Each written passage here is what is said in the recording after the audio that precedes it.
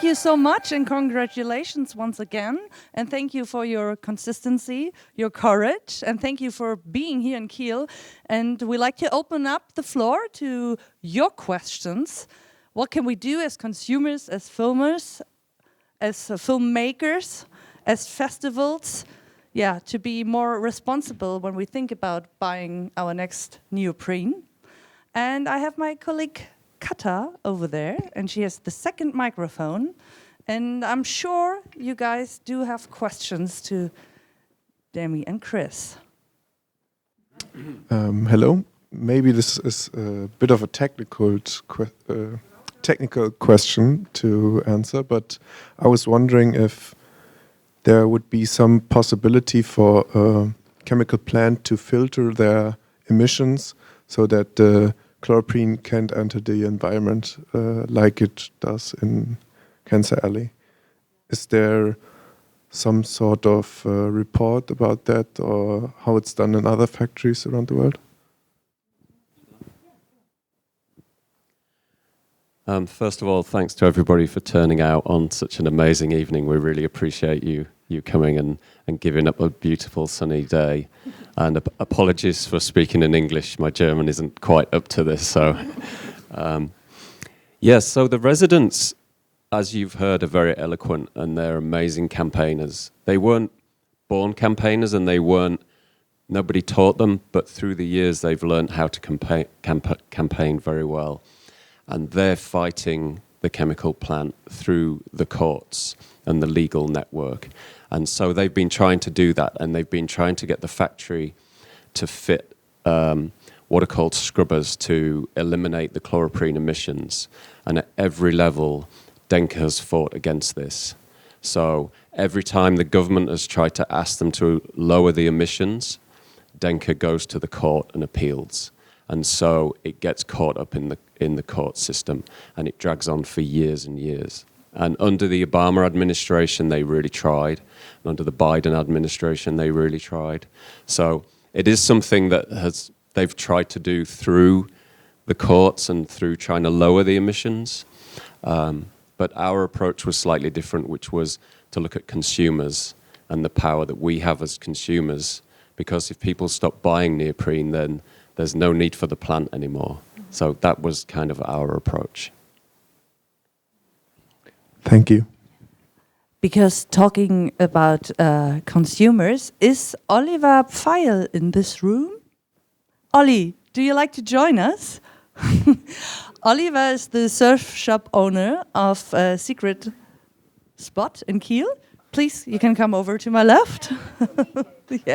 Thank you for joining us. Durand, you want to come to my left side?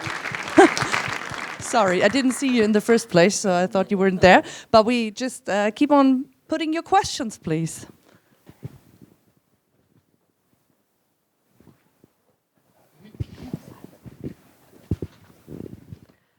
Hello, thanks for the movie. I really enjoyed it. I wondered how renewable natural rubber is as a resource, and how many trees need to be cut down or whatever to be able to scale this up to the full world scale of what's needed. So we're in a really fortunate position that we can answer that with quite good clarity, because as Till said, we were just in San Francisco having our US premiere, and we were speaking to the team behind ULEX, because this is a big question that comes up, right? Because we don't want to try and solve a problem and create new problems in doing so. So the sustainability of natural rubber has to really be at the forefront of our minds. One of the things that we are really confident about with ULEX is that ULEX comes from FSC certified, deforestation-free, FSC certified, deforestation-free trees, and they really work with smallholders. So these aren't, I think in people's minds they picture those horrible images of orangutans losing their homes. I think I did when the first time I heard about a rubber plantation. But this isn't that. These are smallholders who are kind of living quite hand to mouth, if you like, but they're working with these smallholders on a regenerative agricultural basis, and they're doing it on an equity share business as well. So it's not really, there's no necessity to cut down trees. When we spoke to the people at ULEX, the current small holdings can cope with any demand that there is out there for natural rubber, definitely from within the wetsuit world. So you can feel very confident that you're not going to be creating deforestation issues. And I really like to take that question further to Ollie, because you are selling ULEX actually in your neoprene section, so to say. What does it take you to convince your consumers to buy that and not what they might be used to, the normal neoprene? Yeah, that's not so easy because actually the ULEX wetsuits are a little bit more expensive than other ones. So you have to want to buy it, and luckily there are many more, or it's a growing kind of customers who like to buy natural rubber, and so actually we have most of our new arriving wetsuits from natural rubber, like Seaskins, Patagonia, Oxbow, also with ULEX wetsuits, and it's getting better. But the price point, especially in these times, is a really big problem, because many of the people want to buy cheaper or don't want to spend so much money as necessarily. So I hope that will become better with the time. And I think this event is a good opportunity to do so, because we've been talking earlier, Demi, and you brought something for our audience. Yeah. Do you like to reveal? Yeah. Also, I just want to say on the point of price, I think we have to be honest. Everyone in this room, if you're going in the sea and you have leisure time, we're already in a very fortunate position. And so I think when you're looking at something like price, I think when you watched a film, hopefully like this, and you're thinking about the cost of a life, I'm hoping that, $5 either way isn't going to influence your purchasing decision, because I think we're all really fortunate. I know I feel fortunate to have leisure time. So yeah, that's just one thing to think of. Oh,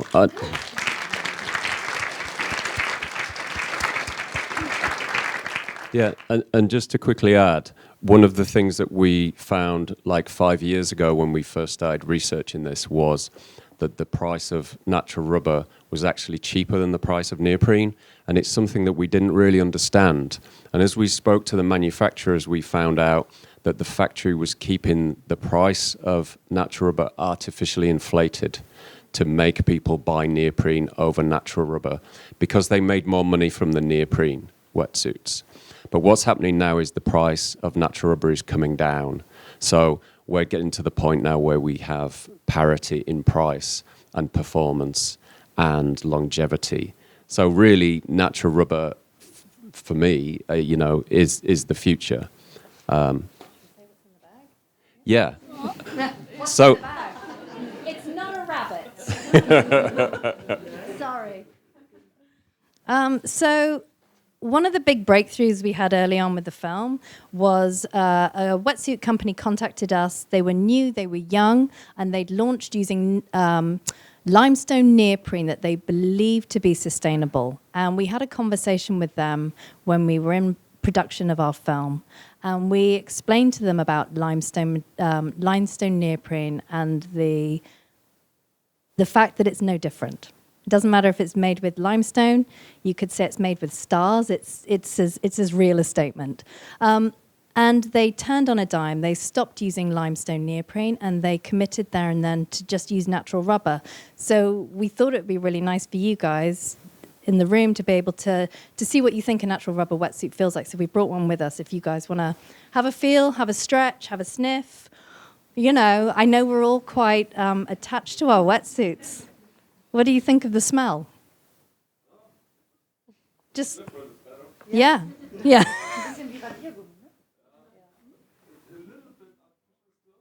Yeah, of course, yeah. Yeah. So we will just have that circled around. Everybody can touch whomever wants to. You're not forced to. We can go on with your questions. Yeah, up there, down there. Down there, Kata. And there.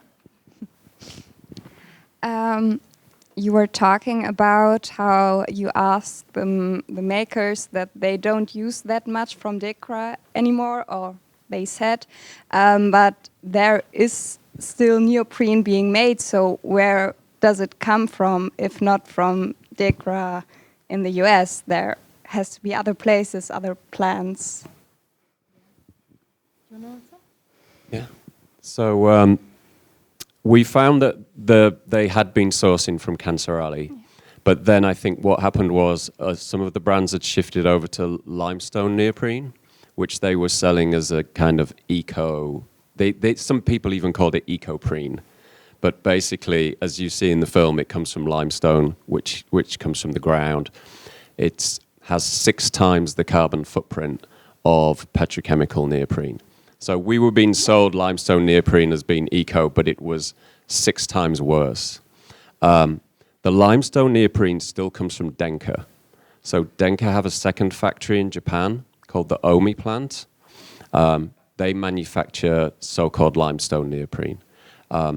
So for us, we were saying to the brands, you know, you're buying from Denka, and they'd go, but we're buying limestone neoprene. But for us, Denka is still Denka, and that is what the people in Cancerali say. If you buy from Denka, you're still subsidizing the plant in Cancerali, you know, and you're buying from a company that has those morals, you know, that is happy to pollute people for profit. So for us, we feel like surf brands shouldn't be purchasing from a company like that. Thank you.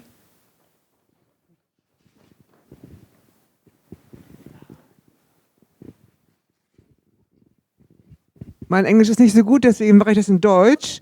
Also dieses Chloro, wie heißt es noch? Chloroprene? Ja. Chloroprene, ja. Das löst Krebs aus. Ist das auch irgendwie untersucht worden, was es im Meer macht? Mm-hmm. Have there been any studies or research on what chloroprene does to the sea? No, not at this point. No, it's really, to be honest, they simply have started monitoring the air around the plant, and it's taken a very long time to get to that point. But I don't know if there's any scientists in the room who want to take that on, because ultimately, you know, we're a small team, and so we've approached the story from one angle, which is our story is about environmental racism. Really, that's the heart of the story. But if there are scientists in the room who want to maybe look at a different approach, that could also be really interesting. But for us, this is really about the impact that our leisure time, our blue health, has on the health of a community that we've never even considered that we're impacting. It's a human story, and it's about how we're really connected as people, which we often forget about. Yeah, I think that is just the beginning of something bigger, and yeah, research maybe will follow. Also, sie hat gefragt, ob es hier Wissenschaftler im Raum gibt, die das Ganze weitertragen könnten, aber man ist halt ganz am Anfang erst von dem, was sie entdeckt haben. Reicht dir das? Sonst können wir gerne danach nochmal weiter sprechen. Da waren auch mal Fragen, dort oben habe ich gesehen. Kata, magst du einmal rübergehen? Danke.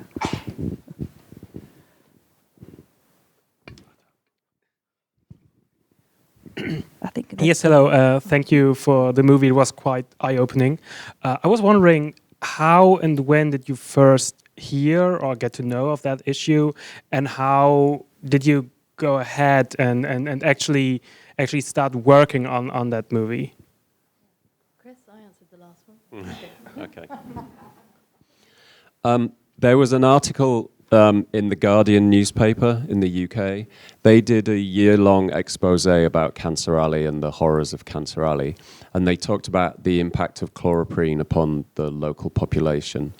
And we read that, and it was terrible, but we didn't know that chloroprene was used in the manufacture of neoprene until one of the articles mentioned neoprene. And then for us, we kind of put two and two together, and we were like, wow, we're consumers of neoprene. And we went into our shed and we looked at all the neoprene wetsuits we had hanging up there. And we had like 20 neoprene wetsuits between us. So for us, we were part of the problem because we were buying this product and we were impacting the population. And so we started to do more research. And then we thought really the best way to tell the story is through a documentary film. And we tried to talk to the brands. We thought we could get the brands interested. And in the end, we ended up, basically financing the film ourselves. There was quite a lot of resistance from within the industry. So it really has been like a 5-year passion project for the three of us. Yeah. Thank you. Yeah, and I think that's the biggest point or the biggest missing in that, the awareness, how we build awareness. And I would like to know whom of you did know before that neoprene is toxic? Okay, quite a few, but at least a few. And who of you has a neoprene at home? And we said before, we'd like to know who of you would buy a normal neoprene again?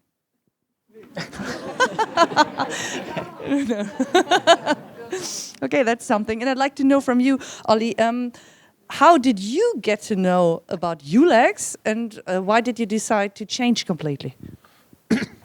Yeah, for us it's really interesting to sell good wetsuits, and for sure the companies contact us and show their product, and we are lucky enough that we can choose which brands we prefer to take. And since the last years we had more opportunities to buy natural rubber wetsuits. I think this year is the first time that we have, as you already mentioned, comparable prices with wetsuits.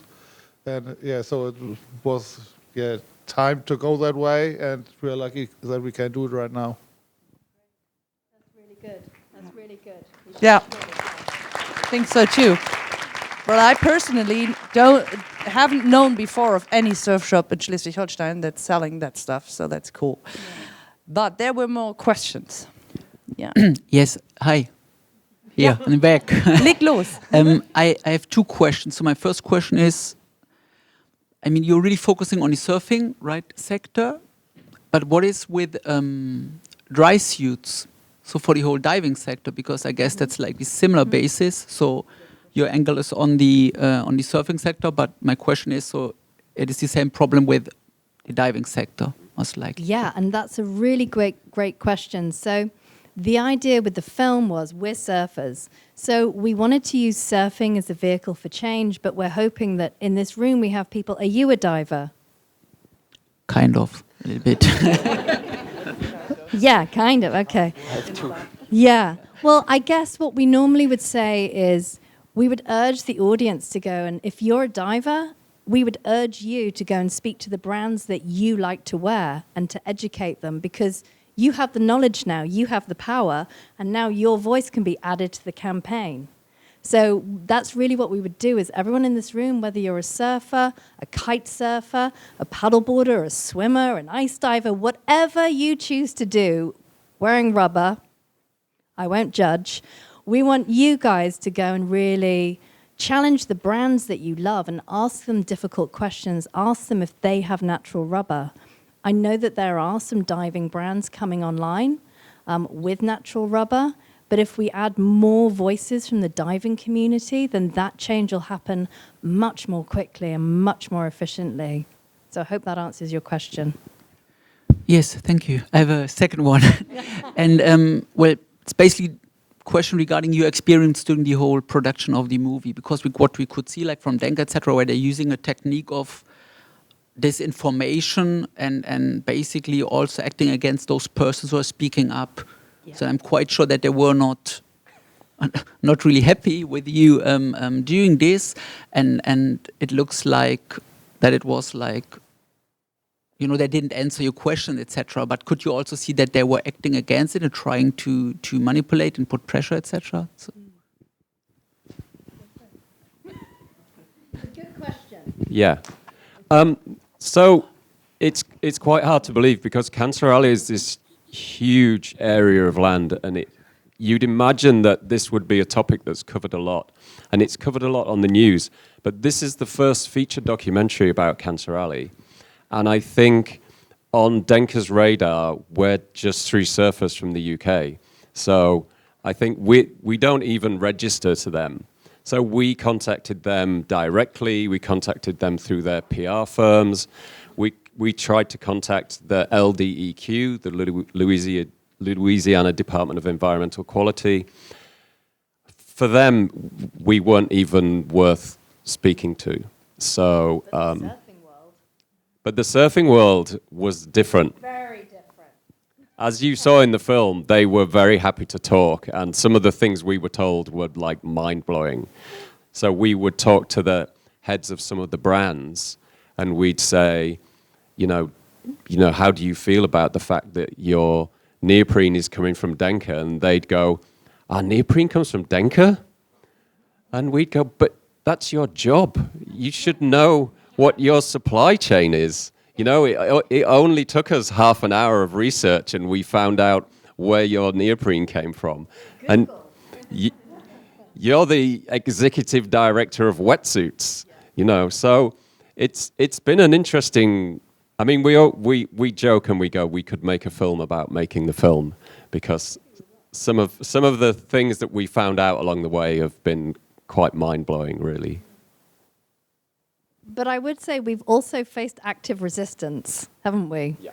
Like, you know, we call it headwind to change, and that's a very nice way of saying Europe has been very receptive, but not all parts of the world have been quite so receptive to this story, have they? You know, we've had surf film festivals in other parts of the world that will remain nameless say the film is great, we love the film, the story's important, no way can we show this, we're not showing this, our sponsors will hate this. And so we're facing active resistance, and we're facing it from brands, we're facing it from the industry, we're facing it from the surf media. And so really, again, I know I said it before, but it's about the power we all have in this room. Like, however many of us there are, we've all got our voices, and it's the most powerful tool we have. Brands hate it, don't they? When they get annoying emails from people asking them questions. So I would urge everybody to go and send some annoying emails tonight when you get home. That's a relative point. That's a good one. And I think there's I have the microphone currently. Perfect. Please go on. Yeah, actually, I have a huge bunch of questions, but Maybe you can I choose try one to boil down to two.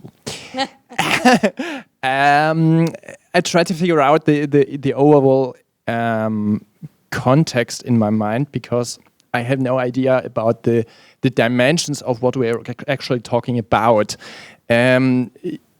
I believe the film mentioned something about 420,000 tons of neoprene that is produced every year, probably, I'm not sure. If we were to replace all that synthetic rubber nowadays by natural stuff, is it even doable currently? How many manufacturers do we currently have that are doing, for example, ULEX? How is the current production of natural rubber? What's the economic situation currently? So I never knew this when we started, but apparently the natural rubber industry is huge. Like, natural rubber is utilized already in many, many areas. So, for example, in car tires. So there is, we've been told, capacity within the existing natural rubber infrastructure to absorb. If people stopped manufacturing neoprene, there's enough room within the existing capacity to do that. And neoprene's used in, so about surfing wetsuits make up about 5% of global neoprene manufacturing. So it's a small amount, but it's a significant amount. But it's also used in luggage, it's used in sneakers, it's used in leisure wear. I mean, we have a bag that we take everywhere, and when we open it up, the compartments inside are neoprene. So Very old. we've had it for 15 years, so it's lasted. Like laptop cases, but it's also used in like the automotive industry. So if in your car, some of the soundproofing might be neoprene. So it's utilized in a lot of areas. And for us, our thought is if surfing moves away from using neoprene, then other industries could follow.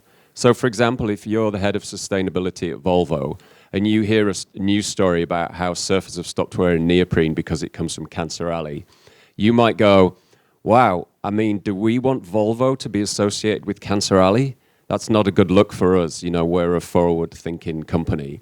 So the idea is it's like dominoes, like surfing's the first domino to fall, and then maybe the other industries follow. So hopefully that's the plan. Oh, you should say about how many factories produce wetsuits. Go on. Yeah, so the majority of wetsuits are made in one factory. This is the thing that also people find amazing. So if you buy a wetsuit from Billabong, XL, Quicksilver, Patagonia, they all come from one factory. There is another smaller factory, and then Rip Curl have their own factory. So basically 3 factories, but probably 60 to 70% comes from one single factory. So, and that factory buys from Denka. Yeah. Thank you. Who's next?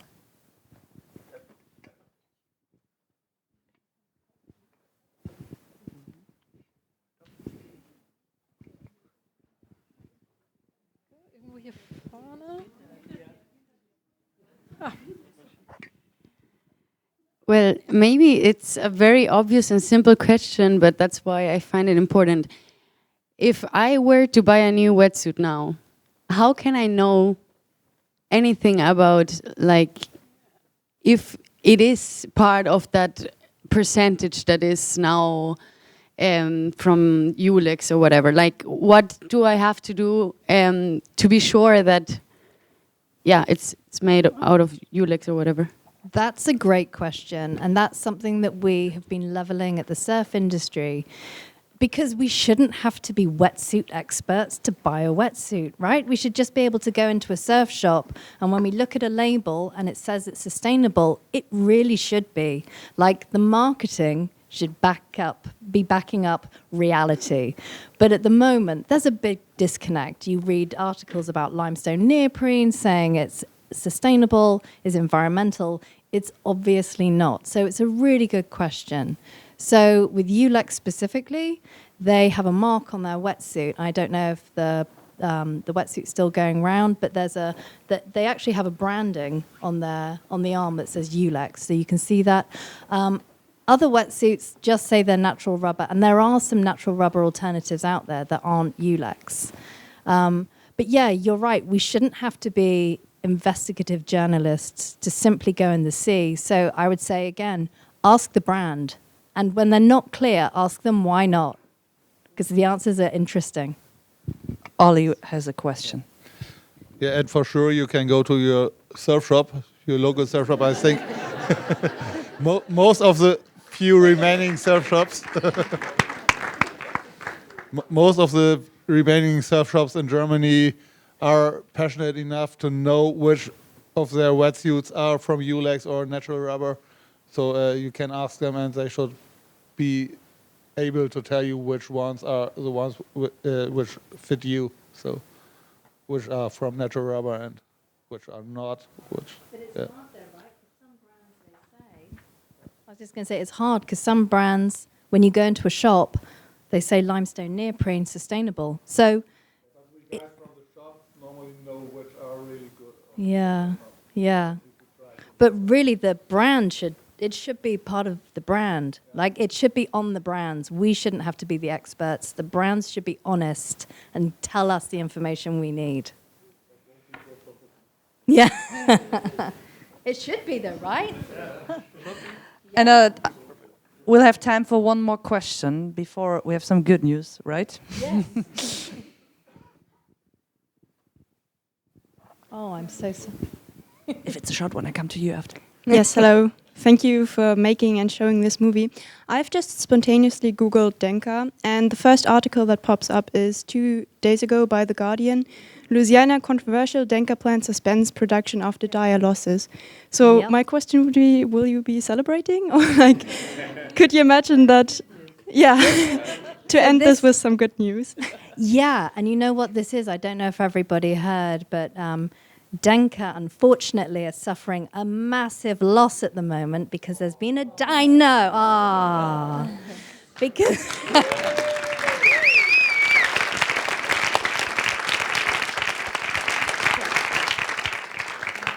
so there's been a downturn in demand for neoprene. So it's really great news, but you know, the reality is they've only closed their doors. They've only halted production because they're losing money. So they're thinking now, what's their next move? Will they sell this factory? Will someone else buy it? So our feeling is it's really good news. It's great news for the residents living by the plant. Anytime that neoprene production stops, it means they can go outside. They can breathe clean air. This is huge for them. But this is the moment that we have to keep pushing the industry because now is the time not to be complacent. We need all of the brands to commit to using natural rubber so this horrible factory stays closed forever, right? So yeah, it's really good news, but it's not the end of the story. We've got to keep pushing. Thank you. And I think it's very interesting to have put a question from a filmmaker to another. And it's not even about filmmaking. And I think it was pretty obvious, so I was wondering, it didn't come up yet, but what is the impact, the health impact when you wear neoprene on your body? I mean, is there any studies? So we did Google this, and we couldn't really find any research that had been done, and everything that we'd been told was, oh, neoprene's really inert. It's like, once it's in the foam state, it's very stable, it doesn't break down. But then when we were in California recently, we were talking to like a biochemist and a chemist, and they said, you hear Jamie and he talks about that smell when you go into a surf shop, you know, that petrochemical smell. It's the antithesis of the smell you get when you go surfing. And he said that smell is chloroprene. It's the off-gassing from your wetsuit. And if you leave your wetsuit in the car when it's relatively new and it's a warm day, you get the smell of chloroprene. So it's not the same degree, but there is still chloroprene being off-gassed from wetsuits.